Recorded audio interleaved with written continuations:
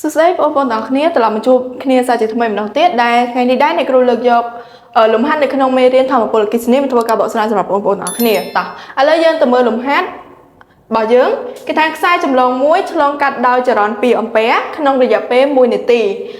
ធម្មពលអគ្គិសនីដែលត្រូវចំណាយមានទាំងអស់គឺ2640ស៊ូលហើយគេឲ្យគណនា resistance របស់ខ្សែចម្លងអញ្ចឹងយកមកស្រង់បំរាប់ដែលមាននៅក្នុងប្រធានរបស់យើងដោយគេឲ្យចរន្ត2អង្ពែដែលចរន្តយើងតាំងដោយអក្សរ E ស្មើជាមួយនឹង2អង្ពែក្នុងរយៈពេល1នាទីដែលរយៈពេលយើងតាំងដោយអក្សរ T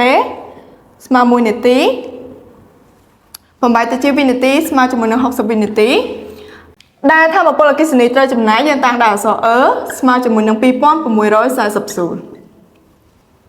អញ្ចឹងដើម្បីគណនា resistance របស់ខ្សែចម្លងយើងគណនាតាមរូបមន្តធម្មពលអគ្គិសនីស្មើជាមួយនឹង resistance គុណជាមួយនឹងអាំតង់សីតេចរន្តលើកជាការ៉េគុណជាមួយនឹងរយៈពេលបន្ទាប់មកយើងទាញរក resistance ដែលនាំឲ្យ resistance គឺស្មើជាមួយនឹងធម្មពលអគ្គិសនីចែកឲ្យអាំតង់សីតេចរន្តលើកជាការ៉េគុណជាមួយនឹងរយៈពេលដោយសារយើងស្រង់បំរាប់នៅខាងលើហើយអញ្ចឹងយើងជួលលេខចូលតែម្ដងគេបាន resistance ស្មើជាមួយនឹង2640ចែកជាមួយនឹង2ការ៉េគុណជាមួយនឹង60អញ្ចឹងយើងធ្វើការគណនាឃើញថាស្មើជាមួយនឹង11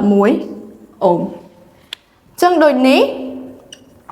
resistance នៃខ្សែចម្លងរបស់យើងគឺស្មើជាមួយនឹង11អូមអញ្ចឹងលំហាត់របស់អ្នកគ្រូក៏បានមកដល់ទីបញ្ចប់ជួបគ្នានៅវីដេអូក្រោយសូមអរគុណ